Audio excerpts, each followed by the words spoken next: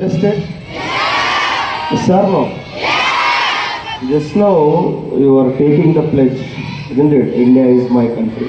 There I noticed a few words called I shall be giving respect to my parents, teachers and all elders.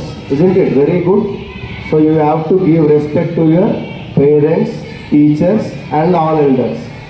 So I think from nursery, LKG, UKG till 10th standard, you are taking the same oath daily. Oath means ప్రమాణం రోజు తీసుకుంటున్నారు. మా పేరెంట్స్కి కానీ టీచర్స్కి కానీ పెద్దవాళ్ళకి కానీ రెస్పెక్ట్ ఇస్తామని చెప్పేసి డైలీ ఓత్ తీసుకుంటున్నారు. మరి ఎందుకు ఇవ్వట్లేదు రెస్పెక్ట్?